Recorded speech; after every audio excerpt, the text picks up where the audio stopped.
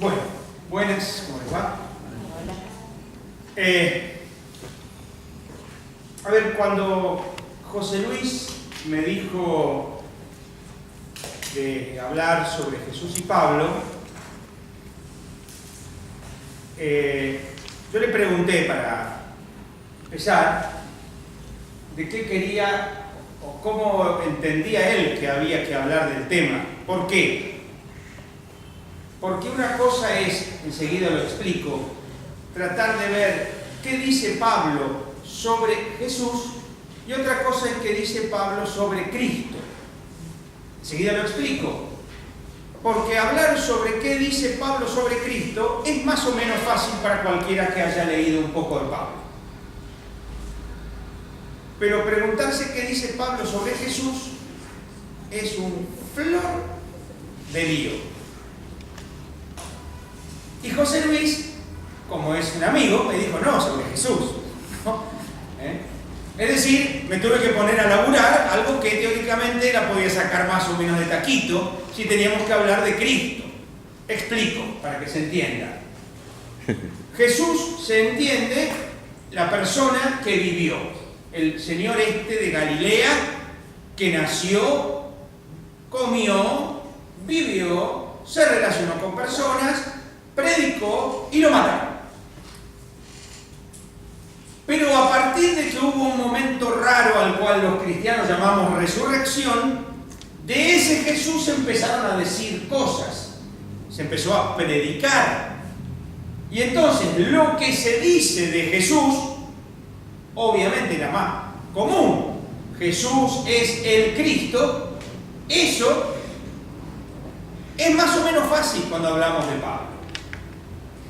Algo vamos a ver, porque algo tenemos que ver de esto, pero José Luis insistió en que habláramos de Jesús.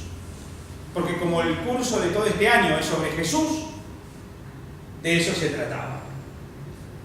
No sé si esto quedó más o menos claro, pero vamos a ir avanzando de a poco. A ver, vamos a un esquema sencillo, fácil, muy evidente, que todos van a entender fácil y que a lo mejor en algún momento, si alguno cursó alguna materia conmigo, ya lo vio, porque es muy elemental y muy clásico. Si vamos a mirar el período del Nuevo Testamento, el período, podemos dividirlo, grosso modo, en 3 tercios. Un primer tercio, un segundo tercio y un tercer tercio. Un primer tercio en el cual vivió Jesús.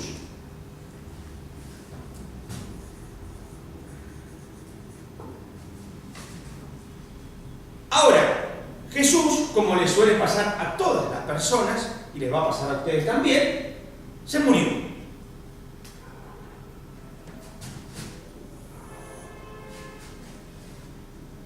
Ahora, como enseguida vamos a retomar, una de las cosas que hizo Jesús en su vida fue tener un grupo que lo seguía. Por ahora, si quieren, llamémoslo así nomás, después lo llamaremos discípulos, como quieran. Este grupo que lo seguía a Jesús, a partir de la muerte de Jesús, todo indicaría, según el esquema mental de Gamaliel en Hechos de los Apóstoles, capítulo 5, que ese grupo se va a desperdigar. Si no recuerdan lo de Gamaliel, enseguida lo recordamos, pero no me quiero detener en esto por ahora.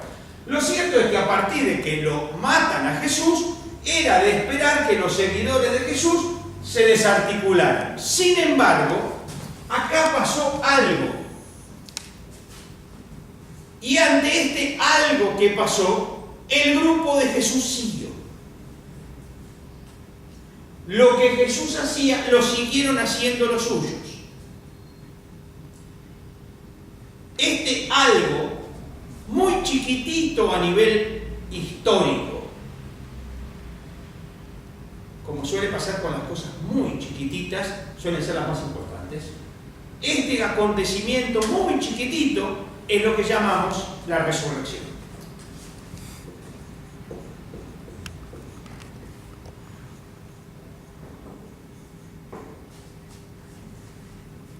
A partir de la resurrección, el grupo de Jesús, en lugar de desperdigarse, continúa con un agregado que es el problema. Y es que incorpora a Jesús en la predicación. A ver, Jesús no hablaba de él. Jesús hablaba del reino. Jesús hablaba del Padre. Jesús hablaba de ser hermanos, del reino. Ahora, el grupo de los seguidores de Jesús siguen hablando de lo que Jesús hablaba, pero lo incorporan a Jesús. Por eso va a ser el período de la predicación.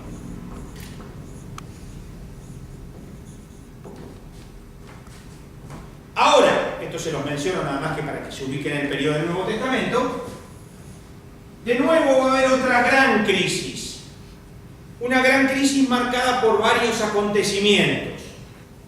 A ver, dentro de los seguidores de Jesús había algunos que tenían mucho peso. Santiago, el pariente de Jesús, Pedro, Pablo. Bueno, en el año 62 muere Santiago, en el año 64 muere Pedro, en el año más o menos 67 muere Pablo, en el año 66 empieza la guerra judía, en el año 70 destruyen Jerusalén, los romanos. Como ven, hay una pila de acontecimientos en pocos años, en 8 años, hay una serie de acontecimientos lo suficientemente dramáticos como para que la crisis se desencadene fuerte, y entre otras cosas es esto. A ver, si nosotros teníamos duda, ¿qué haría Jesús en este momento? Bueno, a ver, la pregunta típica es esa. A ver, está pasando esto, estamos en esta crisis. ¿Qué haría Jesús? Esa es la respuesta clave para todo. En cristiano esa es la respuesta. ¿Qué diría Jesús en esto? Me hace acordar, perdón, pero para meter un bocadillo, ¿no? Me hace acordar al tipo que encontró una billetera con 5.000 pesos. Y entonces el tipo encuentra la billetera con 5.000 pesos y dice, ¿me los quedo? ¿No me los quedo? Y de golpe dice, no. ¿Qué haría Jesús? Y entonces los convirtió en vino. Bueno, entonces la pregunta es esa, ¿qué haría Jesús? ¿Qué haría Jesús? Entonces, frente a la pregunta, ¿qué haría Jesús? Podíamos preguntarle a Santiago si era pariente, podíamos preguntarle a Pedro, podíamos preguntarle a Pablo. Cuando todos ellos murieron, empieza a ser necesario los escritos. Entonces van a ser el período de los escritos. Estos son los 3 grandes periodos del Nuevo Testamento. Periodo de Jesús, periodo de la predicación, antes de la crisis, la gran crisis, y la época de los escritos. Ahora, como ustedes ven, obviamente, durante la predicación, como les dije, incorporan a Jesús en la predicación. A ver, ¿cuál es el eje de la predicación de Jesús? He venido a reunir a las ovejas perdidas del pueblo de Israel. Jesús viene para Israel, no viene para todos. Lo lamento, si alguno cree que vino para todos, no vino para todos, no. Acuérdense lo que le dice Jesús a la sirofenicia: no está bien dar a los chicos, a los perros, el pan de los hijos. ¿Se acuerdan? ¿No? Que después la mujer le pega y Jesús dice: ay, me mataste porque lo que decís, tenés razón, anda, tu hija se curó. ¿No? ¿Se acuerdan? Pero entonces, Jesús viene para Israel. Pero lo que pasa es que en un Israel totalmente desperdigado, en un Israel totalmente perdido, Jesús viene a reunir a Israel. Y entonces en un Israel donde había parias, hijos, entenados, entonces nosotros somos el verdadero Israel, somos los buenos, en cambio los publicanos, los pecadores, los leprosos, los extranjeros, las mujeres, los niños, los pobres, nada. Jesús viene a que seamos hermanos y ahí Dios reina. Bueno, pero entonces, ¿qué es lo que quiero señalar? Ahora, seguimos predicando que Dios quiere reunir a Israel, como lo hizo enviando a su Hijo Jesús. Es decir, Jesús pasa a incorporarse en el tema de la predicación. Acá estamos en tiempos de Pablo. Obviamente, si Pablo muere acá, este es el tiempo de Pablo. A ver, ahora, vamos a un dato más, que es muy importante. A Jesús, durante su ministerio, lo seguían personas, varones y mujeres, por motivos diversos, no había un motivo único. A Jesús lo seguían por distintos motivos. Imaginemos dos o tres fáciles. Uno, algunos lo seguían porque pensaban que él iba a ser el Mesías que devolviera a Israel las glorias pasadas. Otros lo podían seguir porque creían que era un gran profeta. Otros lo seguían porque les gustaba cómo predicaba. No importa. Lo cierto es que ante la muerte de Jesús, esto entra en una crisis fundamental. Obviamente, si yo sigo a este tipo porque creo que va a reunir a Israel y que Israel va a poder ser lo que debía ser y lo matan, obviamente la expectativa se destruye. Acuérdense, esto está reflejado, por un lado, en el texto de los peregrinos de Emaús, ustedes lo recuerdan, Lucas 24, nosotros pensábamos que él iba a restaurar Israel. ¿Se acuerdan? Pero también está reflejado en el texto de Juan 21, cuando Pedro dice, voy a pescar. Es decir, esto de ser pescador de hombres fue un sueño muy lindo, pero volvamos a lo que empezamos, porque esto ya está, ya fue. Voy a pescar. Y nosotros vamos también, listo, terminó, enterremos ese sueño. Por eso digo, la resurrección hace que las expectativas no mueran, pero hay un problema. A ver, si yo seguía a Jesús porque era un tipo que iba a devolver la dignidad perdida a Israel, los romanos lo matan. Por lo tanto, si los romanos lo matan, se pudrió todo. Y de golpe lo veo, resucitó. Por lo tanto, la expectativa no murió, pero no es igual. Por eso viene acá, y este es el punto de partida, la pregunta clave. ¿Quién era? Esta pregunta, ¿quién era?, es el nacimiento de la cristología. Acá nace la cristología, la respuesta que se da a la pregunta de quién era este tipo.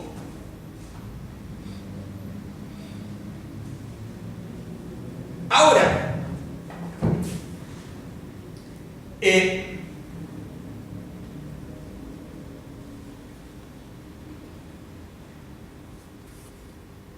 la resurrección aporta una mirada nueva.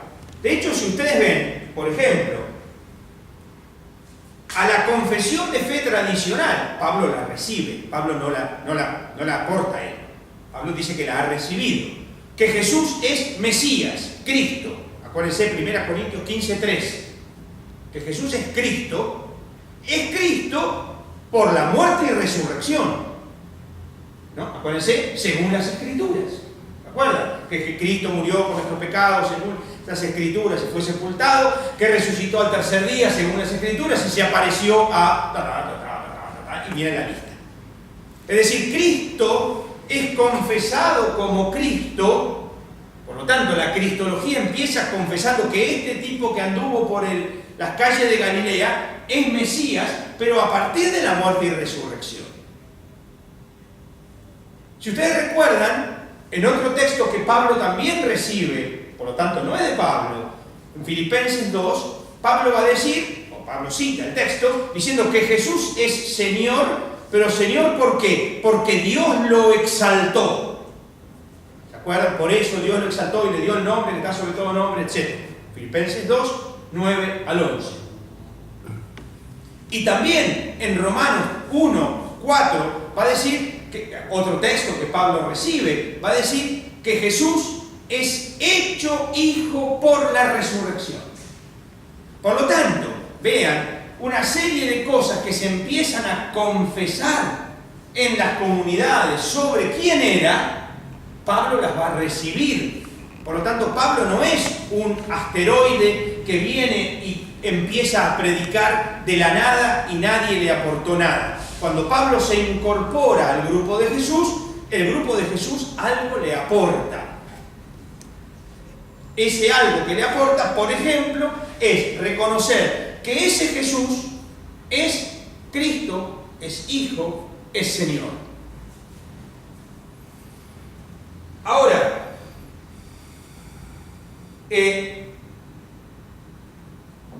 por otro lado, Pablo también reconoce que esa muerte es una muerte eficaz.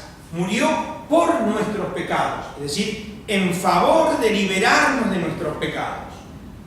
No por culpa de nuestros pecados, ¿no? Eso está claro, ¿no? Es el por de Isaías 53.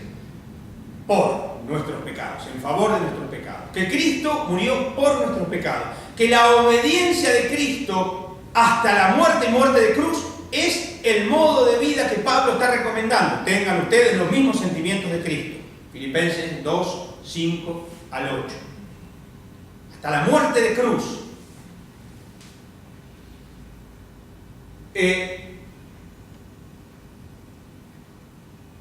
Ahora,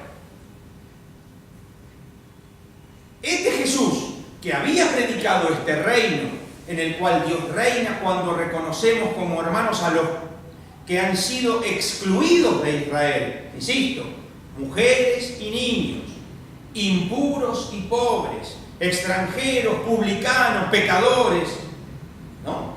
Que Jesús ahora los quiere mostrar incluidos en esta mesa que es el reino. Y come con pecadores, come con publicanos, ¿se acuerdan? Todas estas cosas que ustedes ya saben, pero no quiero detenerme largo en esto. Como ustedes ven, esto empieza a implicar algo que va a ser importante. Y es que en este grupo que tiene este muchacho Jesús de Nazaret, empieza a haber una relativización de algunas cosas que los grandes religiosos de Israel consideraban fundamentales. Por ejemplo, el templo. A ver, para que se me entienda bien, yo soy un fariseo de la hostia y vienen y me dicen que el templo es relativo, cuando para un judío el templo es el corazón, es el ombligo. Acuérdense que Israel es el ombligo del mundo. ¿Por qué? Porque está el templo. Y ahora de golpe el templo ya no es tan importante porque ya fuimos liberados de nuestros pecados. Y este Jesús que no le daba mucha pelota, que digamos, al sábado, que parece que relativizaba los temas de las comidas, que no le daba mucha bola al ayuno. Imagínense ustedes que si ahora este grupo de los seguidores de Jesús incluye a Jesús en la predicación, no era la mejor publicidad para un judío muy religioso, como por ejemplo lo era Pablo. ¿Se entiende o no? A un tipo como Pablo, religioso hasta los tuétanos, que le digan que este tipo, Jesús, es Mesías, Hijo, Señor, es insoportable.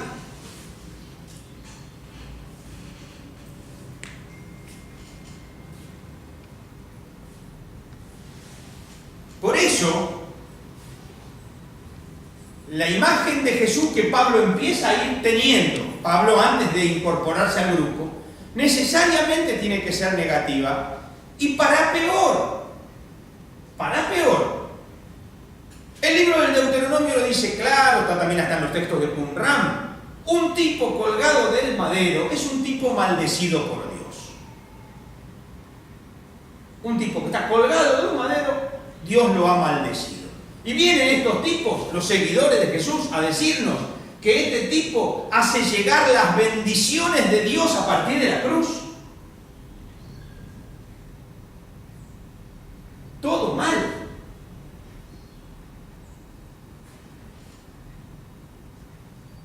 Es evidente que Pablo no parece haber conocido en persona a Jesús. Acá hay unas discusiones entre los estudiosos, pero no sobre si conoció o no conoció, todo indica que no lo conoció, sino sobre si Pablo, por ejemplo, estaba en Jerusalén o no estaba en Jerusalén, cosa que no viene al caso discutir acá. Ahora, si Pablo no estaba en Jerusalén, menos motivos para... Pero además, si Pablo estuviera en Jerusalén, Jesús a Jerusalén no fue muy seguido, y cuando fue a Jerusalén no le fue muy bien. No sé si ustedes saben que le pasaron cosas a Jesús en Jerusalén. No sabemos si Pablo estaba en Jerusalén, insisto, pero Jesús, ustedes lo saben bien, se movió toda la vida en ambientes campesinos, no en ambiente urbano. La ciudad de Jerusalén no era muy amigable para un campesino como Jesús. Como ninguna ciudad lo era. De hecho, acuérdense, para que lo tengan presente, las dos grandes ciudades de Galilea, Tiberias y Séforis, nunca aparecen nombradas en el Nuevo Testamento como lugar donde Jesús haya siquiera pasado. Jesús no se mueve en el ambiente de la ciudad. Ahora,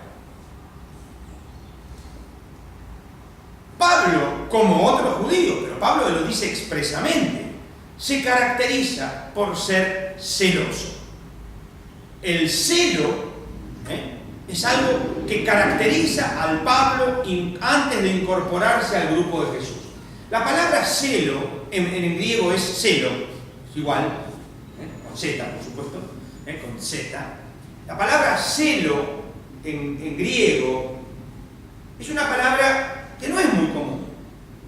En los evangelios aparece una sola vez, donde se dice que Jesús expulsa a los vendedores del templo en el Evangelio de Juan porque el celo de tu casa me consume. La palabra celo, en otras veces, se puede traducir por envidia, se puede traducir por a ver qué más, por ejemplo, por impulsos, entusiasmo, preocupación incluso, y también en Pablo, también en Pablo. Sin embargo, y lo que más me interesa acá, es que para Pablo, su impulso y su entusiasmo al seguir la ley y las tradiciones de sus padres lo llevó a ser perseguidor de la iglesia. Dice, como ustedes recordarán, en Filipenses 3 y en Gálatas 1. El celo por las tradiciones de sus padres lo lleva a ser perseguidor de la iglesia. ¿Por qué? Porque la iglesia, con esto que les estoy señalando, pone en riesgo las tradiciones de los padres porque están invitando a algo que relativiza las tradiciones de los padres, como el templo, etc.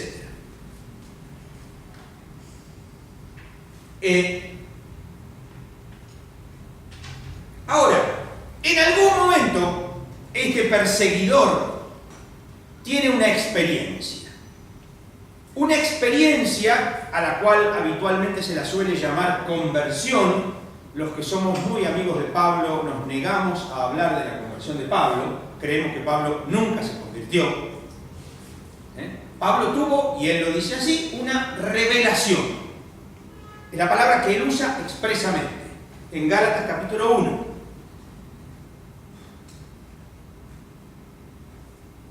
Esta experiencia que él tiene, para empezar, Pablo la llama visión. He visto, y la usa dos veces, una en 1 Corintios 9, la otra en 1 Corintios 15, las dos veces en aoristo. Ustedes saben que el verbo en aoristum, el griego, el aoristo es un tiempo verbal que remite a un momento preciso. Cuando uno habla y usa un tiempo aoristo, no está hablando del pasado genérico, por ejemplo. Si dice yo he visto al Señor, está refiriéndose que lo vio una vez concreta. Y Pablo las dos veces que habla de haber visto, usa el verbo orao, las dos veces que usa el verbo ver, usa el tiempo aoristo. ¿Insisto? 1 Corintios 9.1 y 1 Corintios 15.8. Por lo tanto, se está refiriendo a un momento concreto en el cual Pablo vio a Jesús, no sabemos qué, no sabemos cómo, no sabemos en qué consiste. Lo cierto es que esa experiencia de Pablo con Jesús él la interpreta como una revelación.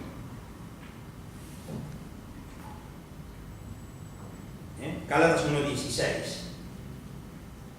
Por lo tanto, lo escondido en la cruz se lo revela el Espíritu. Va a decir en 1 Corintios 2:10. Lo escondido en la cruz por el Espíritu queda revelado. Y va a ser más fuerte todavía, un texto de Gálatas 3. Dice: antes de que llegara la fe, estábamos encerrados bajo la vigilancia de la ley, en espera de la fe que debía revelarse. La fe se ha revelado a partir del Espíritu y entonces quedamos liberados de la ley.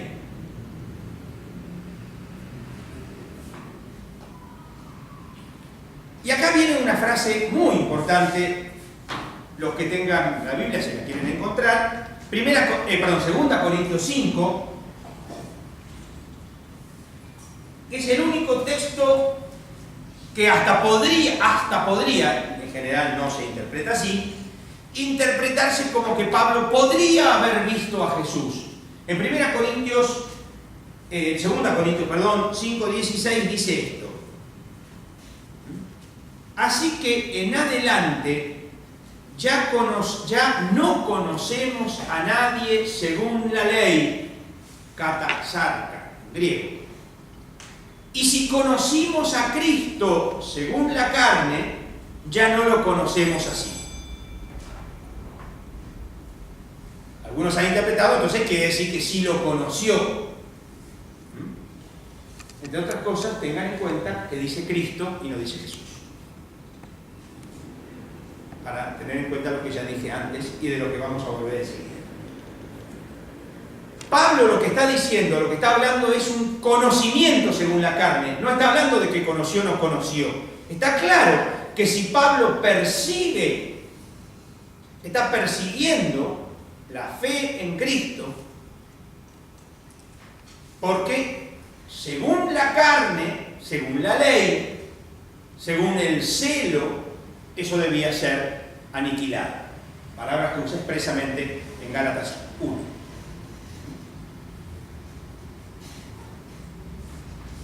Ahora, la pregunta va a venir ahora. A partir de esta experiencia que Pablo tiene en Damasco, algo le pasa. ¿Qué le pasa? ¿Cómo le pasa? Tengan en cuenta varias cosas. Pablo mismo nos dice que se va a quedar un buen tiempo en Damasco. Es decir, Pablo, después de su experiencia, después de la revelación, va a estar 3 años entre Arabia y Damasco. Les recuerdo, Pablo lo dice, cuando él tiene la experiencia, se fue a Arabia, vuelve a Damasco y después de un tiempo tiene que rajar de Damasco porque lo quieren matar los servidores, los soldados del rey Aretas. ¿Me siguen o están medio perdidos? Sí, ¿no? Cualquier cosa pregunten, por favor, porque si no, no tiene sentido que hablemos y no nos entendamos, ¿no? Pablo entonces tiene que rajar. Pero vean, él lo dice entonces, en Gálatas, dice así: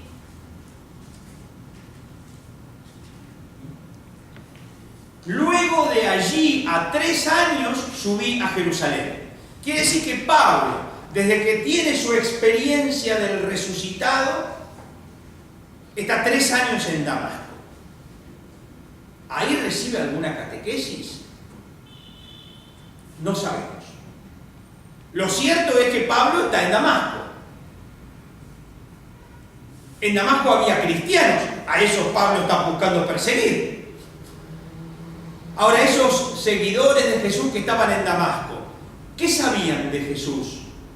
¿Quiénes eran? No sabemos. Porque estamos hablando de una comunidad que no conocemos quiénes son los fundadores. No sabemos quiénes estaban en esa comunidad. Es decir, no sabemos ¿quiénes pueden ser fuentes de conocimiento para Pablo?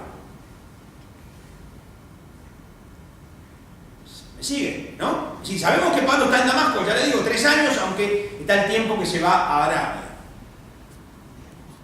Que Pablo en todo este tiempo pensó, discutió con él mismo, discutió con su crisis, discutió con qué pasó, no pasó, que esto, que lo otro, que la ley, que no la ley. Todo eso puede ser.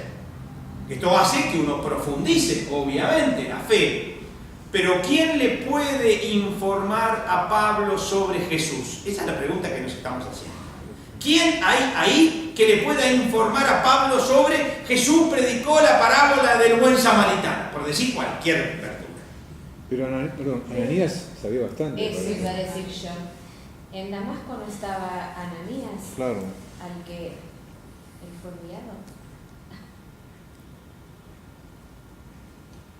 Bueno. ¿Quién le podía enseñar a Pablo? ¿Por qué pregunto de esta manera? Insisto en la pregunta. Porque voy a ser breve, no tengo problema en alargarme si hace falta, no tengo problema. Para saber sobre el Pablo histórico, que es una pregunta que nos hacemos, es la pregunta en este caso. Para saber sobre el Pablo histórico tenemos nada más que 2 fuentes. Pablo y Hechos de los Apóstoles. Sobre Pablo, en Damasco no dice nada más que esto que acabamos de leer recién. Todo lo que sabemos, después dice que estando en Damasco lo descolgaron de una muralla, que yo cuánto, porque los soldados del rey Aretas lo querían boletear. Eso lo dice en 2 Corintios capítulo 11. Pero es todo lo que dice de Damasco. Hechos de los Apóstoles está compuesta por una persona a la cual algunos llaman Lucas, una persona a la cual algunos llaman Lucas, pueden ponerle el nombre que quieran, que es un apasionado por Pablo. Pero además, yo lo digo de esta manera para no complicar, si necesitan lo seguimos, yo no tengo problema. Pero a ver, así como en los evangelios, Lucas en este caso concreto, el evangelio de Lucas, no está compuesto para informarnos qué dijo, qué hizo Jesús, sino para predicar a Jesús a una comunidad concreta. Hechos de los Apóstoles no está compuesto para decirnos qué hizo Pedro, qué hizo Pablo, qué hizo Santiago, qué hizo Juan, sino para predicarnos que la palabra de Dios crece movida por el Espíritu Santo. Por lo tanto, algunos creemos que a Hechos de los Apóstoles no hay que darle demasiada credibilidad histórica. De ahí que Ananías es un lindo nombre. Permiso. No, incluso en el caso supuestamente que Ananías en serio haya reportado algo y aportado algo en esto, tampoco sabemos qué, si Ananías conoció o no conoció. No sabemos quién era Ananías. No sabemos quién era, qué transmitía. Lo único que dice de hecho es que lo bautizó. Y por ahí era simplemente un bautizador. Si es que lo bautizaron, además, porque Pablo nunca habla de su bautismo. No.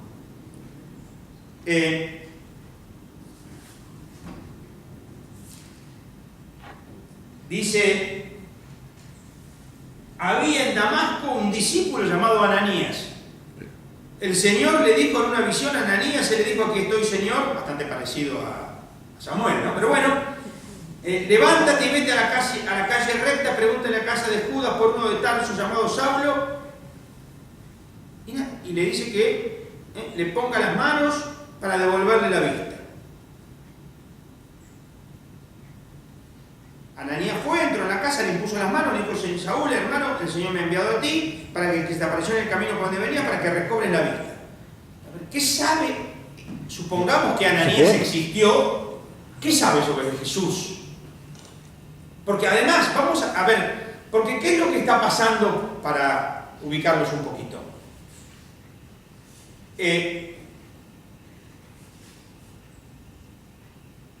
Para hacerlo rápido. A ver, Jerusalén. Ustedes saben que Jerusalén es lugar de peregrinación, ombligo del mundo, particularmente para las 3 grandes fiestas de peregrinación: Pascua, Pentecostés y Tabernáculos. Entonces, gente de todas partes peregrina a Jerusalén para estas fiestas. Por eso, si los seguidores de Jesús quieren continuar la obra de Jesús y buscar las ovejas perdidas del pueblo de Israel, ir a Jerusalén para estas fiestas es como ir a cazar al zoológico. ¿Se entiende? Entonces, es normal que los seguidores de Jesús vayan a Jerusalén para cuando ven ahí peregrinos de todas partes, vengan y les digan: miren que Dios quiere reunir a las ovejas perdidas del pueblo de Israel y ya mandó a su enviado, que es el Mesías. Por supuesto que empiezan las discusiones. ¿Y dónde dice en la Biblia que al Mesías lo van a matar? Porque hay que hacer 3 veces, ¿no? Entonces, que dice, bueno, mirá Isaías 53. Por ejemplo. Bueno. Pero entonces, muchos de estos que fueron a Jerusalén vuelven y al volver en sus comunidades, en sus sinagogas, incorporan el mensaje de Jesús. Pero no sabemos quiénes son estos tipos. Es decir, así empiezan a nacer muchas de las comunidades. Fíjense que las comunidades más importantes de la cristiandad, las 3 ciudades más importantes de la cristiandad, Roma, Antioquía, Alejandría, no tenemos la más mínima idea de quién fundó esas comunidades. Fueron cristianos anónimos. Con Damasco pasó lo mismo. Cuando Pablo va a Damasco, o vive en Damasco, no me interesa, quiere perseguir a los cristianos en Damasco. ¿En qué momento fueron tipos a Damasco? No sabemos. Si no tenemos ni idea quiénes son estos tipos. Por eso digo, ¿qué saben? Porque si fueron estos tipos que vinieron y dijeron: miren que Dios mandó a su hijo y que ellos cuánto, y después los tipos vuelven y forman una comunidad, uno de esos puede ser Ananías. Puede ser uno de esos Ananías. ¿Qué sabe Ananías sobre la parábola del buen samaritano?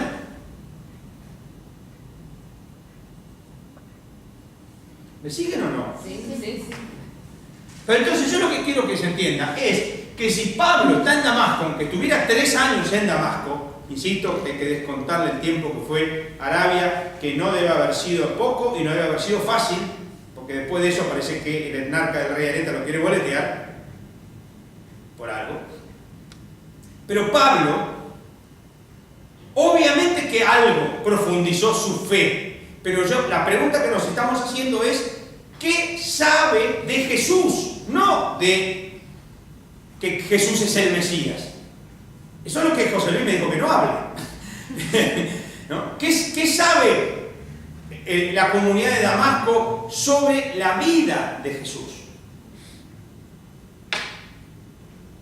¿Se entiende? Sí.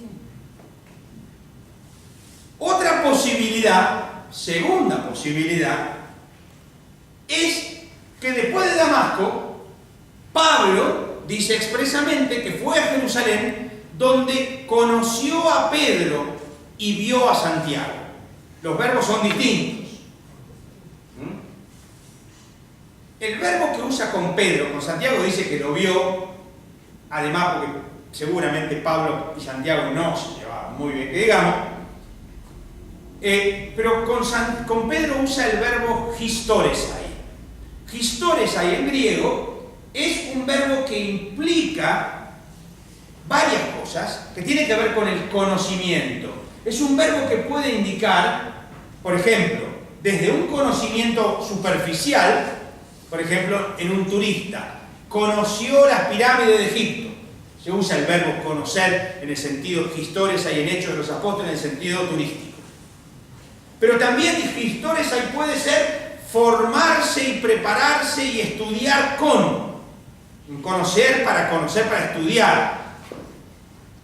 No parece que sea en ese sentido que hay que entenderlo en Gálatas, que es donde Pablo dice que conoció a Cefas, porque él está diciendo precisamente que él no es apóstol por ningún apóstol, sino directamente por Dios. ¿Se ubican? Apóstol no por parte de hombre alguno, sino por Jesucristo. Así nomás arranca. Gálatas 1:1, arranca así. Por lo tanto, más bien parecería que Pablo se encuentra con Pedro, va a conocerlo a Pedro y charlan, y van a charlar de algo, y según, como dicen todos en broma, pero como es obvio, del clima no van a charlar, y menos en Israel, que el clima es siempre igual, ¿no? Digo, es decir, está claro que algo Pedro le puede haber comunicado, pero estuvo 15 días Pablo, Vean, dice así. De ahí a 3 años subí a Jerusalén para conocer a Cefas y permanecí 15 días en su compañía. Convengamos que si Pedro es una fuente sobre Jesús, es una fuente muy limitada, 15 días. De ahí, Pablo se va para Cilicia, seguramente a Tarso, y después Bernabé lo va a buscar para ir juntos a Antioquía. Bernabé sí parece una persona con un poco más de peso. A ver, les recuerdo, de Bernabé habla Hechos, pero también habla Pablo, ¿no? Habló, es más, pareciera que se peleó con Bernabé, pero Pablo jamás habla mal de Bernabé. Jamás. De hecho, Pablo va a decir, hasta Bernabé lo siguió, como diciendo, pero no me podía seguir peor que con eso. Hasta Bernabé. Pero Bernabé, si ustedes recuerdan, según Hechos, es un modelo de discípulo seguidor de Jesús del cristianismo helenista. Acuérdense que después de hablar de los 12, estoy hablando de Hechos de los Apóstoles, capítulo 1, capítulo 2, capítulo 3, capítulo 4, termina el capítulo 4 diciéndonos que los discípulos vendían todos sus bienes, ponían los bienes a los pies de los apóstoles, bla, bla, bla, bla, no sé si lo recuerdan, y enseguida dice, Bernabé tenía un campo, lo vendió y puso la plata a los pies de los discípulos, y enseguida empieza a hablar de Ananías y Zafira, que hicieron, toma. Se ubican, ¿no? Vean, Bernabé entonces parecería ser un judío helenista, pero que está en Jerusalén, y ahí se incorpora al grupo de Jesús, al grupo de los seguidores de Jesús. Él tendría más elementos para informar a Pablo, sobre todo porque han estado y estarán bastante tiempo juntos en Antioquía. Algunos creemos que Antioquía es el lugar por excelencia donde Pablo aprende y descubre su misión a los paganos. Sobre todo porque en Antioquía Pablo descubre que se puede incorporar a los paganos a Israel sin pedirles la circuncisión. Cosa que relativiza otro tema más, ¿no? Ya relativizaban el templo, relativizaban el sábado, relativizaban la comida y ahora relativizan la circuncisión también. ¿No? Lo cierto es que no sabemos mucho de dónde Pablo puede haber tenido información sobre Jesús. De hecho, para Pablo, y acá viene el primer tema, si entramos en Jesús, el acontecimiento histórico de Jesús, que para Pablo es el corazón y prácticamente hace desaparecer a todo lo demás, es la cruz. La cruz de Jesús para Pablo es el corazón de la vida de Jesús. Y entonces todo lo demás queda en un segundo lugar.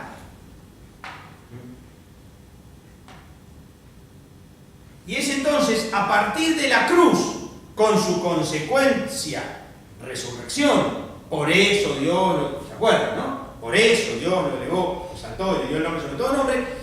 La cruz, con su consecuencia de la resurrección, pasa a ser el nudo de la teología, del pensamiento de Pablo.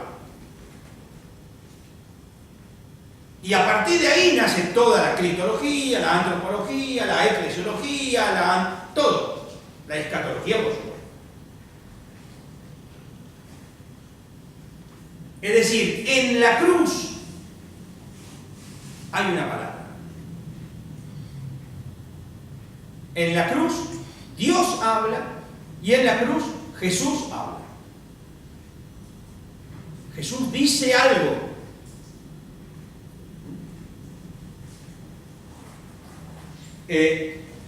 Ahora, ¿de qué habla Pablo cuando habla sobre Jesús? ¿Por qué habla tan poco? Es tan poquito lo que Pablo habla sobre Jesús, insisto, no sobre Cristo, no sobre su confesión de fe, sobre la persona histórica.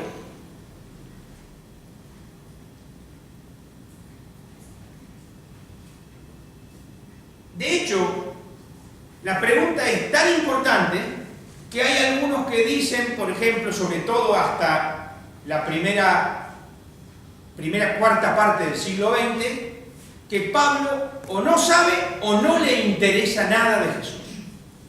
Frases, por ejemplo, que terminan con una expresión muy semejante de esa de un gran biblista del siglo XX, que es Rudolf Bultmann. Bultmann directamente tiene un artículo sobre el Jesús histórico en Pablo.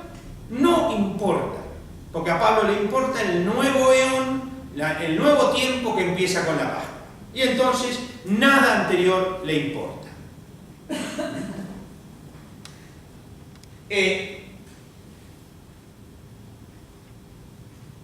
Ahora, tengamos en cuenta además que Pablo también tiene en cuenta elementos que son anteriores a él, prepaulinos, cosa que también importa a la hora de entender qué piensa Pablo, qué sabe Pablo, qué cree Pablo. Por ejemplo, Pablo conoce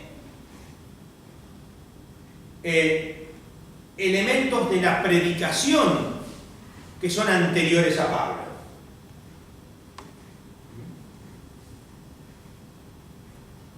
Ustedes van a encontrar varios elementos que se notan que son prepaulinos, que están diseminados en las cartas.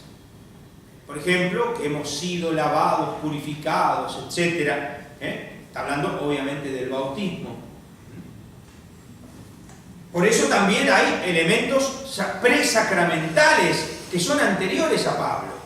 Por ejemplo, hay elementos que todos coinciden en general, que no son de Pablo, sino anteriores a Pablo, sobre, por ejemplo, el bautismo. Por ejemplo, que por el bautismo ya no hay judío ni griego, esclavo ni libre.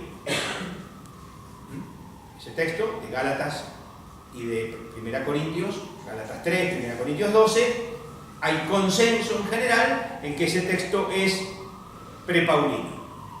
Lo mismo elementos eucarísticos, que son prepaulinos. Ahora, y acá viene la clave. En Pablo, la palabra Jesús, asociada con otras palabras, tipo Jesús Señor, Jesús Cristo, aparece muchísimas veces. Pero la palabra Jesús sola, sin Cristo, sin Señor, sin nuestro Señor Jesucristo, etc. La palabra Jesús solo aparece 11 veces. Nada más.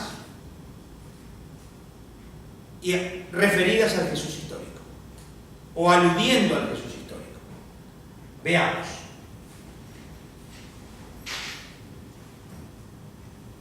Veamos algunos.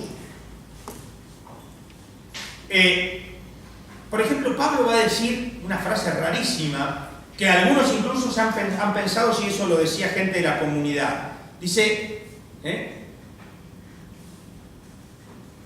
nadie puede decir Jesús es anatema con el Espíritu Santo. 1 Corintios 12, 3. 1 Corintios 12, 3. Donde está introduciendo el tema del Espíritu en la comunidad.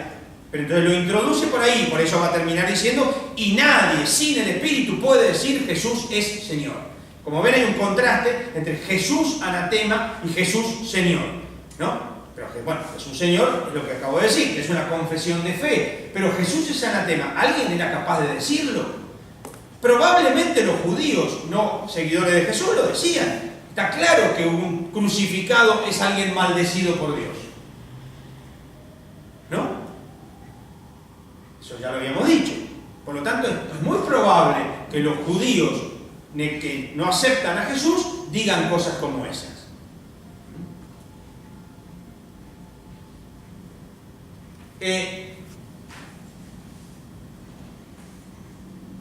También hay que tener en cuenta otro dato, que las cartas no nos sirven mucho para conocer la predicación de Pablo. A ver, Pablo predica en una comunidad, en esta comunidad se genera una comunidad, lo que quieran, si quieren decir Pablo funda comunidades o no, como lo quieran llamar, no me interesa. Hay una comunidad donde Pablo predicó, bla, bla, bla, bla, bla, bla. Pablo se fue a otro lado porque lo llamaron, porque había problemas, por lo que fuera, o porque de acá lo echaron, ya le pasó varias veces, y acá surge un problema y entonces hay que consultar a Pablo, ¿qué hacemos? Porque acá pasa esto. Esas son todas las cartas de Pablo. Las 7 cartas auténticas de Pablo son eso. Pasó algo, hay que pedirle a Pablo consejo, sugerencia, o Pablo dice, no, acá esto váyanse todos por favor, no decir semejante cosa, etc. Por lo tanto, las cartas de Pablo no reflejan su predicación. Las cartas de Pablo reflejan la respuesta que Pablo da a los problemas que le están consultando los destinatarios. Ah, pero ¿qué pasa con la resurrección? Primera Tesalonicenses. ¿Qué pasa con los que andan de ahora diciendo que tenemos que circuncidarnos todos? Carta local. ¿Qué pasa con estos tipos que vienen a predicar y dicen que son superapóstoles porque vienen mandados por alguien? Segunda Corintios. Etcétera. Es decir, hay siempre un problema que amerita la carta, o varios problemas, pues en la primera carta de los Corintios hay varios temas, pero amerita la carta, contestemos estos temas, pero no refleja la predicación. Entonces no sabemos, por ejemplo, si en la predicación Pablo incluyó o no incluyó a Jesús en su homilía. Jesús, cuando hablo de Jesús, estoy suponiendo el historia.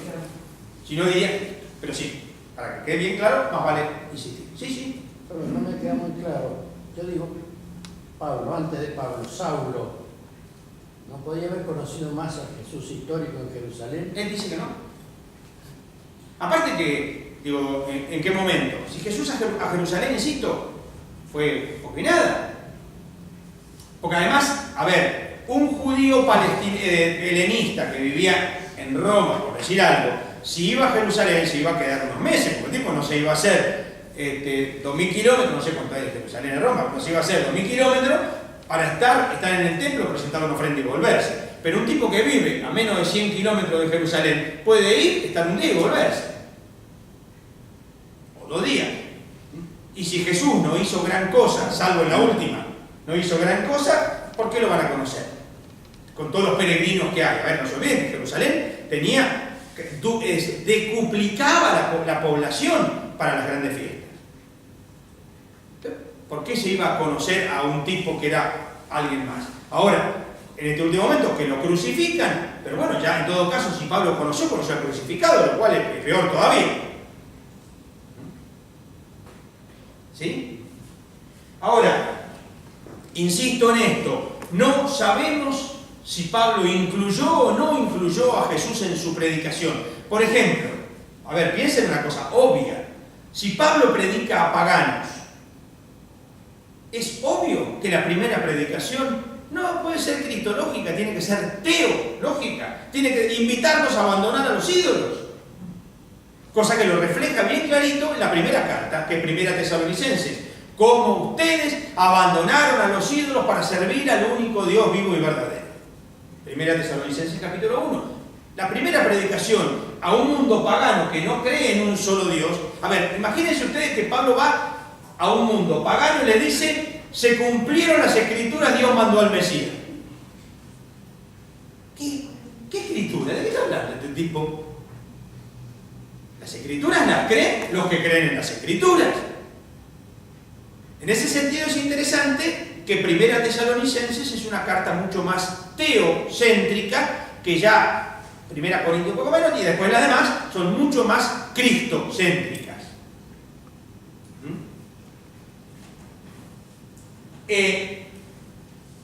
Ahora, si Pablo incluyó a Jesús en su predicación, como es posible suponer, pero no tenemos elementos para suponerlo, ¿Por qué no aparecen estos temas en sus cartas? Insisto, ¿por qué se habla tan poco de Jesús? 11 veces se habla de Jesús.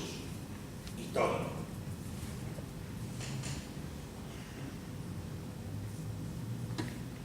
Por ejemplo, Pablo, que habla tanto del crucificado, porque de eso sí habla, no habla de todo lo que incluye la cruz. Por ejemplo, las burlas, las torturas, la desnudez, el deshonor público. Eso no habla. ¿Por qué? Pero es posible que no le interese. O si quieren, alguno como Schnelle va a hablar de que en la cruz Pablo tiene una condensación narrativa del Jesús histórico.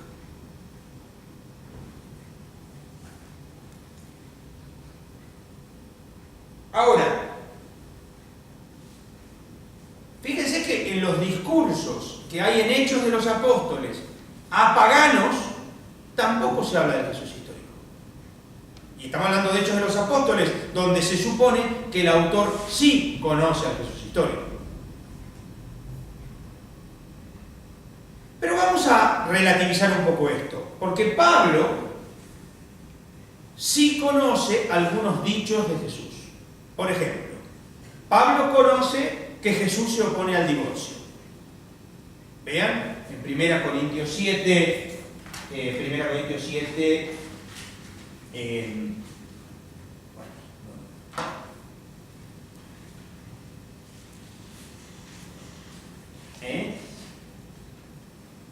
versículo 10, Pablo dice: les ordeno, no yo, el Señor, que el marido no se separe de la mujer no se separe del marido. Como ven, ahí hay expresa referencia a un texto que Pablo sabe que Jesús se oponía al divorcio. Otro texto donde Pablo alude a un dicho de Jesús es que los misioneros deben ser mantenidos por la comunidad. Pablo sabe, 1 Corintios capítulo 9, dice expresamente, miren,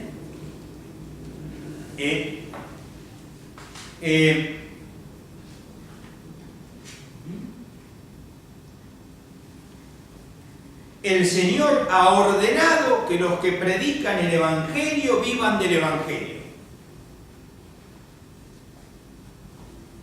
Como ven, Pablo sabe, hay un texto que está en el Evangelio Q, que algunos llamaron fuente de nuestro tiempo, Q, donde se dice expresamente que el misionero tiene que ir y ser mantenido por la comunidad. De todas maneras, tengan en cuenta que estos dos dichos de Jesús que Pablo conoce, Pablo los relativiza, una vez más.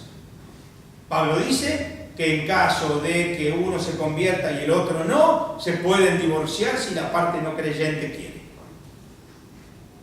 Sobre el tema de que el misionero sea mantenido por la comunidad, Pablo dice, sí, pero yo trabajo. Y Pablo relativiza los dos discursos de Jesús que él conoce. Pablo también conoce la institución de la cena. Recuérdense que en 1 Corintios capítulo 11, Pablo cita la cena de Jesús, muy parecida a como la tiene Lucas, un tanto distinta a como está en Marcos y Mateo, lo cual hace pensar que Pablo tiene en esto una cierta influencia helenista, como también la tiene en el tema del divorcio, también la tiene en el tema de los misioneros, el trabajo, un tema complicado. Acuérdense que en 1 Corintios y en Lucas la cena es la nueva alianza en mi sangre, mientras que en Marcos y Mateo la cena es la sangre de la alianza. Por lo tanto hay una diferencia, unos aluden a Éxodo, el otro alude a Jeremías 31, pero bueno, no vamos a entrar acá en estos detalles, ¿no? Es interesante que Pablo habla de la noche en que fue entregado, palabra confusa, porque la palabra entregado, que en el texto está en imperfecto, no en aoristo, la palabra, el verbo entregar, también aparece, por ejemplo, que Jesús se entregó a la muerte, que Dios lo entregó, que se entregó y me amó, y se entregó y murió por mí. Es decir, el verbo entregar puede no querer decir expresamente nada particular, o sí. Digo, Pablo no está aparentemente aludiendo expresamente, por ejemplo, a Judas, el que lo entregó. No se olviden que Judas, el que lo entregó, aparece, por ejemplo, en el capítulo 22 de Lucas, 5 veces aparece el verbo entregar y las 5 veces Judas. Judas con un beso entregas al Hijo del Hombre, Judas el que lo entregó, etcétera, etcétera, etcétera. En Pablo también hay referencias al reino de Dios, pero el reino de Dios en Pablo es siempre futuro, cosa que no es así en los evangelios. En los evangelios, ustedes saben, el reino de Dios por momentos es presente y por momentos es futuro. A ver, venga a nosotros tu reino, es futuro. Si yo expulso los demonios con el dedo de Dios es porque el reino está entre ustedes, es presente. Para poner 2 ejemplos concretos. Por lo tanto, el reino tiene un presente y un futuro en la predicación de Jesús, mientras que en Pablo pareciera que el reino es exclusivamente futuro.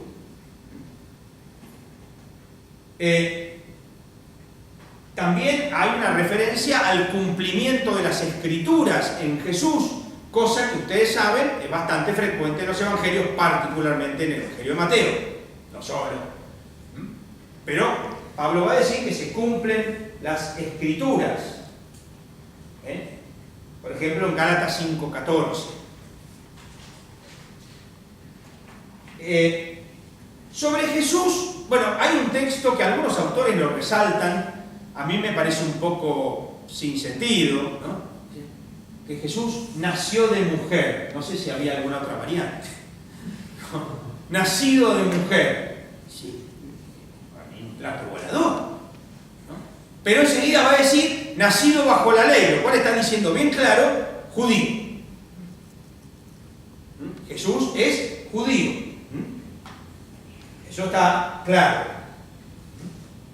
Es más, en Romanos 1:3 va a decir de la familia de David, cosa que nosotros también sabemos por los evangelios. Acuérdense, por ejemplo, toda la primera parte del Evangelio de Mateo, Jesús como hijo de David. Todo capítulo 1 de Mateo, ¿no? Sabe que Jesús tenía hermanos. No tenemos derecho nosotros a llevar mujer hermana como los hermanos de Jesús. Y sabe que uno de ellos es Santiago, o Jacobo, como lo quieran llamar. Acuérdense, en el Evangelio de Marcos, cuando se habla de los hermanos de Jesús, se lo menciona primero a Santiago. También conoce a los 12, acuérdense, se apareció a Pedro, después a los 12, va a decir en 1 Corintios 15, y sabe que hay una prioridad, una preponderancia dentro del grupo de los 12 por la persona de Pedro, a la cual siempre, salvo en un parrafito, va a llamar Cefas, es decir, su nombre arameo. Es interesante que en los evangelios sinópticos jamás aparece Cefas, pero en Juan sí. Pero a Juan le gusta esa cosa. Que traducido quiere decir, a Juan le encanta traducir, es que a lo mejor quiere mostrar que es un capo, porque sí. También va a decir que Jesús es paciente y humilde. Acuérdense, aprendan de mí que soy paciente y humilde de corazón. Lo va a decir en 2 Corintios 10:1, por ejemplo. Que Jesús aparece muerto en el contexto de la Pascua. Jesús es nuestra Pascua que fue inmolado, dice en 1 Corintios 5:9.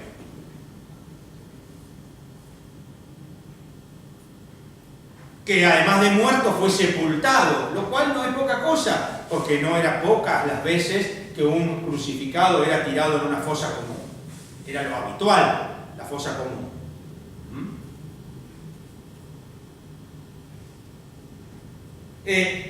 Acá acuérdense, 1 Corintios 15:4 dice que Jesús murió según las Escrituras, fue sepultado, que además de eso, los judíos participan en la muerte de Jesús, sabe Pablo, lo dice en 1 Tesalonicenses 2:15, pero también participan los príncipes de este mundo, que no es el diablo, se parece más a Pilato que al diablo, para que quede claro. Si lo hubieran conocido, no hubieran crucificado. Eso es 1 Corintios 2:8. E incluso va a hablar de los estigmata, las llagas de Jesús, en Gálatas 4:10, y que llevamos la cruz de Cristo en nuestro cuerpo en 2 Corintios 1:5. Pablo también sabe que en las comunidades a Dios se lo llama Abba, como hizo Jesús. Acuérdense, Jesús siempre se dirigió a Dios como Padre, salvo una sola vez, que fue justo en la cruz, cuando cita el Salmo 22, Dios mío, ¿por qué me has abandonado? Sino Jesús siempre se dirigió a Dios como Padre, y Marcos nos va a decir en el capítulo 14 que esa frase, Marcos 14:36, que esa frase usó Abba, todo te es posible, aparta de mí este cáliz, etc. Y Pablo va a usar 2 veces la palabra Abba, en Gálatas 4 y en Romanos 8, una frase en arameo que a los lectores de Pablo no les diría nada. A ver, los lectores de Pablo eran todos helenistas, hablaban griego, no sabían nada de arameo. ¿Qué tiene que Pablo citar una palabra en arameo? Bueno, ya citó a Cefas en arameo.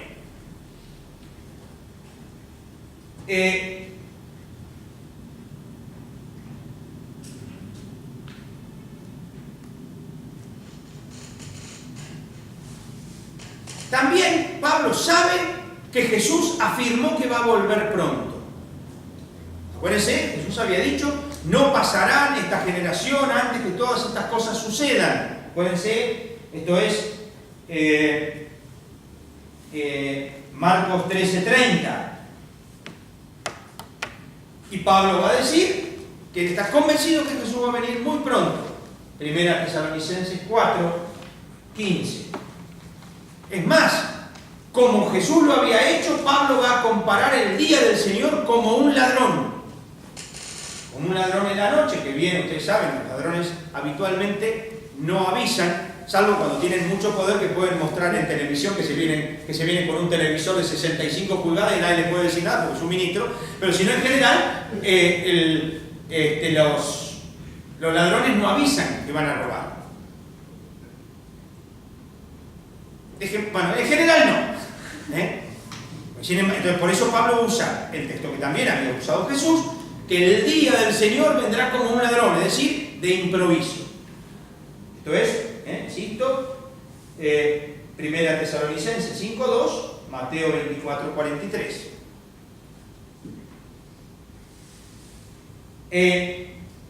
Pablo también sabe que hay quienes profetizan en nombre de Cristo, cosa que también había dicho el Evangelio de Mateo.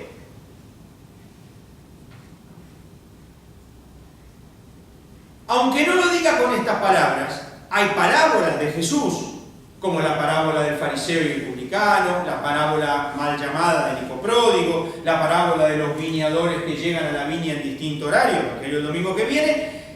¿Qué es lo que va a mostrar, entre otras cosas? Que lo que cuenta es la gracia y no la ley. Algo que en Pablo, tematizado, lo dice hasta el cansancio. Que también los paganos tienen entrada en el grupo, es el tema de Pablo. Pero Jesús va a decir que vino también para los pecadores. No necesitan médicos los sanos. ¿Se acuerdan de esos textos? Esto es, por ejemplo, bien clarito. Otro tema central que aparece en Pablo y que ya aparecía en Jesús es obviamente la centralidad absoluta del amor. Para Jesús el amor es la clave de todo, lo sabemos. Cuando no estás lejos del reino, le va a decir al escriba cuando dice que el amor vale más que todos los sacrificios y holocaustos. Y Pablo, acuérdense, el tema del amor lo va a decir varias veces. El ejemplo más evidente es el famoso himno al amor en 1 Corintios 13.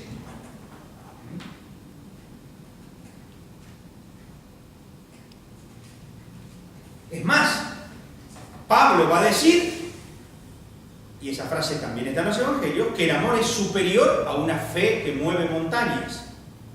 Acuérdense que Jesús también había usado en Mateo la imagen de la fe que mueve montañas en Mateo 17:20. En Jesús está clarísimo que contraculturalmente con su ambiente las mujeres ocupan un lugar de igualdad con los varones. De hecho, Jesús tiene discípulas, lo cual es algo impensado en el mundo contemporáneo. Y Pablo da un lugar central a las mujeres, mal que le pese a quienes quieran considerar que Pablo es machista, les sugiero que no lo digan si no quieren ganarse mi odio. Los que somos amigos personales de Pablo, tenemos muy claro que Pablo no era machista, sino que Pablo daba igualdad a las mujeres. Les pongo simplemente ejemplos breves, porque no vamos a andar porque ya se está acabando el tiempo. Pero vean, ustedes saben que para los judíos se consideran a sí mismos como pueblo hermanos. Palabra clave para entender el reino. Hermanos. Los judíos se saben hermanos, y más allá, por supuesto, del hermano biológico. Pero somos hermanos porque somos hijos de un mismo pueblo. La idea de Dios como Padre aparece poco, pero algo aparece también. En Jesús no, Jesús aparece por todos lados. La palabra hermano, entonces, es una palabra teológica, además de biológica. Pero ustedes no van a encontrar en todo el Antiguo Testamento, en todos los apócrifos, en Qumran, en Flavio Josefo, en Filón de Alejandría, en otros libros del Nuevo Testamento y en escritos contemporáneos, nunca van a encontrar que se use la palabra hermana. Hermana biológica, por supuesto que sí. Yo me refiero a hermana en el sentido teológico. Pues Pablo la usa. Pablo la mete expresamente.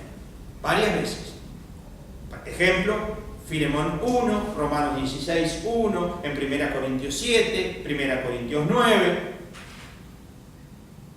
Hermana, la mujer es un miembro pleno del pueblo. Además de que para Pablo hay mujeres diáconos, mujeres presidentas de comunidad, mujeres evangelizadoras y mujeres apóstolas. Todo esto lo pueden ver en Romanos 16. Repito, apóstolas. Junia.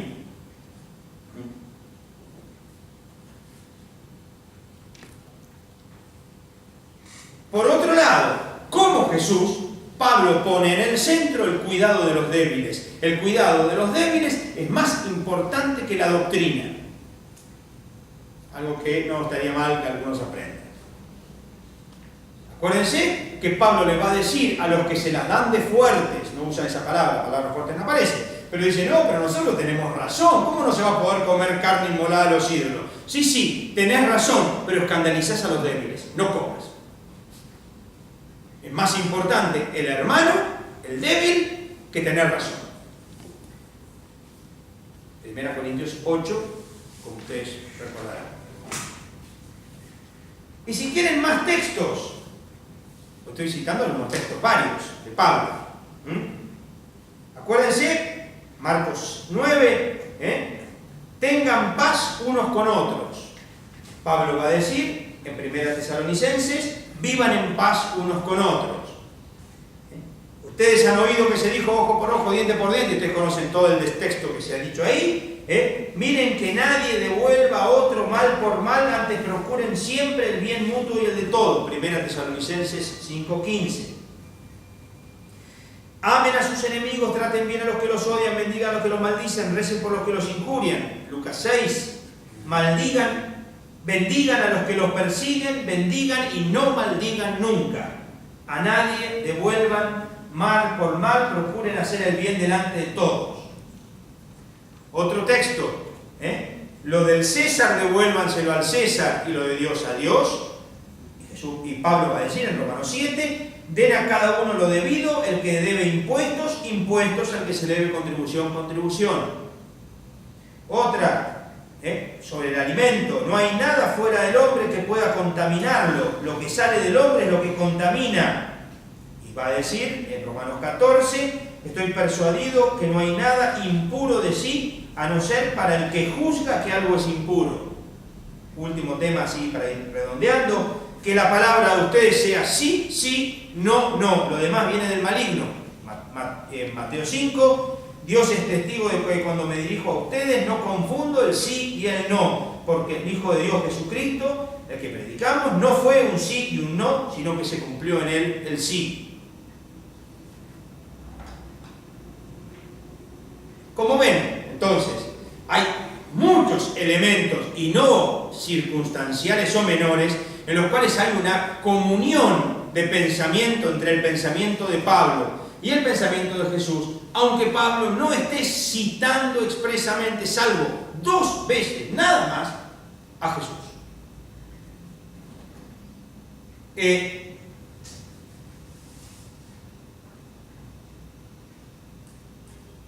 Es más, es interesante que algunas veces, y acá hay algo raro, que daría para una charla entera, Pablo 2, 3, 4, 5, 6 veces, 6 veces, habla de la fe de Jesús. Las traducciones de la Biblia a veces traducen fe en Jesús, y Pablo habla de la fe de Jesús, pistis Jesús. Está bien, en el griego, al igual que el castellano, permite que la preposición se entienda de las dos maneras. Es decir, la fe de Jesús en sentido objetivo o en sentido subjetivo. Es decir, la fe de Jesús sería la fe en Jesús o la fe de Jesús en el sentido de la fe que Jesús tiene. Es interesante que las veces que habla de la fe de Jesús es la que resulta que la fe de Jesús es la que nos salva. Yo se las digo nomás para que lo piensen.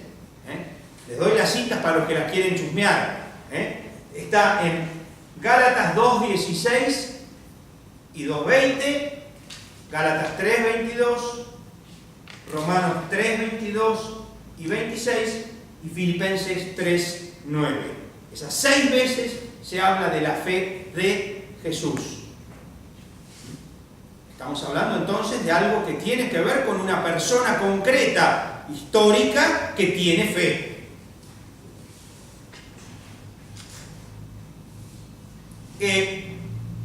Ahora, Pablo, como ya lo hemos insinuado, en sus cartas va a dar respuesta a los planteos que se le fueron dando, y en esas respuestas Pablo empieza a sacar elementos teológicos. Por eso algunos, como Giuseppe Barbaglio, va a decir, Pablo es un teólogo en epístola.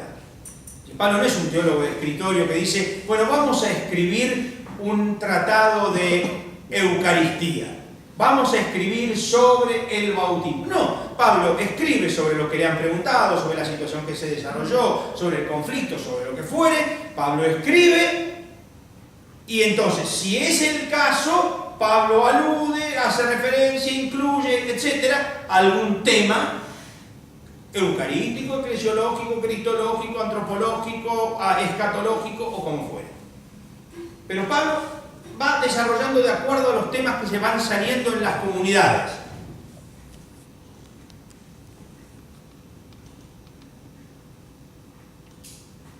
Por eso, Pablo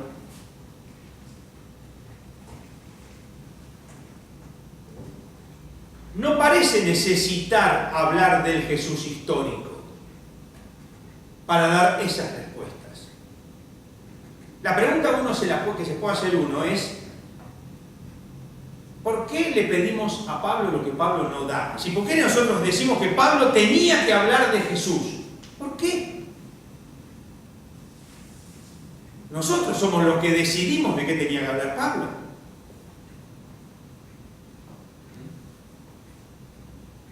Como si además los evangelios, aunque tuvieran en cuenta cosas de Jesús, no fueran también una predicación.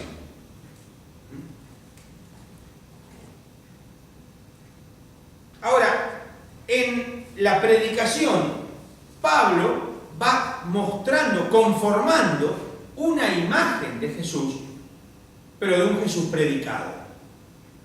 Y hoy termino con esto. Fíjense que un primer elemento es que Jesús es hombre. No me estoy refiriendo a que no tenía otra posibilidad. Obvio que no tenía otra posibilidad, pero si no se olviden ustedes que Jesús más de una vez pone ese tema como un tema central cuando habla del Hijo del Hombre. A ver, el Hijo del Hombre casi siempre es un hombre. Los hijos de los gatos son gatos, los hijos de los perros son perros, los hijos de los hombres son hombres.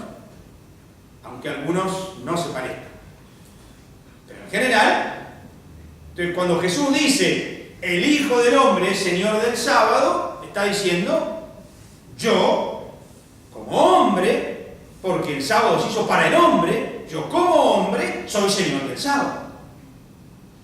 Por eso cuando en Pablo Jesús es puesto en paralelo y superioridad con respecto a Adán, eso es lo que está diciendo.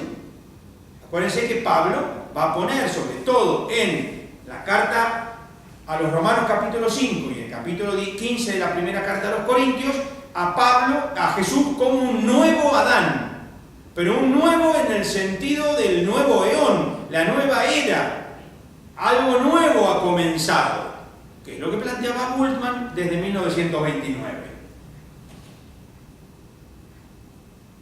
En este sentido, aunque haya una nueva luz que la aporta la resurrección, no hay una ruptura entre el crucificado y el resucitado. El crucificado es el resucitado es el crucificado. El tema es, perdónenme un pequeñísimo paréntesis, que un problema que solemos tener en general los creyentes, que ponemos a veces tanto el acento en el glorificado, porque el glorificado es muy fácil de manipular.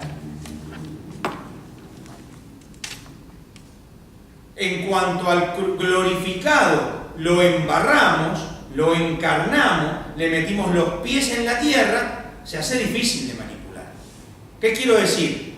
Por ejemplo, a ver, voy a poner un ejemplo aparte, pero que sirve. Cuando uno empieza a mirar María, Galilea, de Nazaret, mujer de pueblo, mujer campesina, como es una campesina en su tiempo, a mí se me hace muy difícil confesar a María como generala del ejército. No sé si se entiende. Muy fácil meterle títulos y títulos y títulos al glorificado. En cuanto lo embarraste, en cuanto le metiste los pies en la tierra, se hace muy difícil decir, bueno, pero Jesús... No, pará, a ver, hablemos de Jesús. ¿Se entiende o no? Ahora, en segundo lugar, Pablo toma y devuelve plenificados esos tres títulos que nosotros vimos al principio que los primeros cristianos decían: que Jesús es Señor, que Jesús es Cristo y que Jesús es Hijo. Fíjense que, por ejemplo, que Jesús es Señor, también Pablo lo va a decir en arameo. Pablo va a decir al final de la primera carta a los Corintios, Maranatá, es decir, el Señor viene, cosa que ya lo sabíamos, lo había dicho en Primera Tesalonicenses.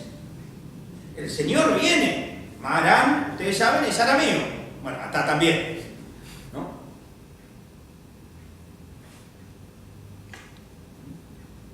Para los que están medio despistados, les recuerdo que como se escribe todo junto, se escribe Maranatá, y depende de dónde uno se pare, puede decir el Señor viene o ven Señor. Depende cómo uno se pare.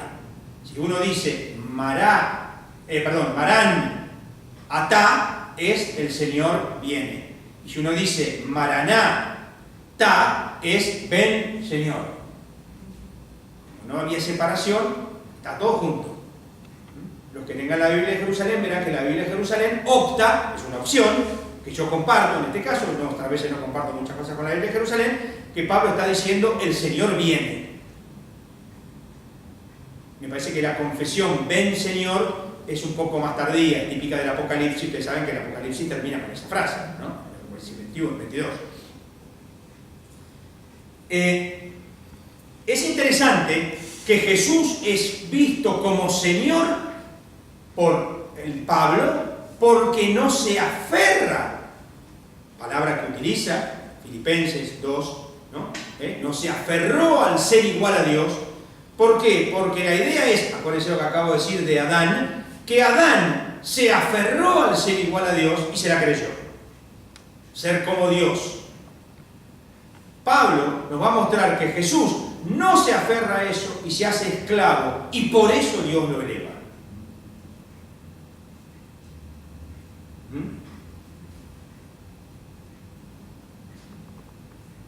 Jesús también es hijo enviado del Padre, como dijimos, usa la palabra Abba, es decir, papá, que es enviado como fueron enviados los profetas, como fue enviada la ley. No hay que pensar en un sentido, es decir, yo creo que en este sentido hay que evitar lecturas joánicas de Pablo, tanto cuando habla de Señor como cuando habla de Hijo, porque Juan tiene una cristología mucho más elevada, y por lo tanto Juan va a hablar de la preexistencia, de la encarnación. No le pidan eso a Pablo, me parece que no lo tiene. Pero sí, que al ser hijo reproduce la imagen de Dios en la cruz.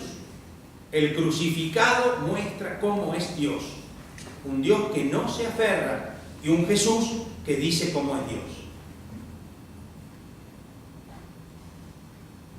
Y por eso Jesús es Cristo.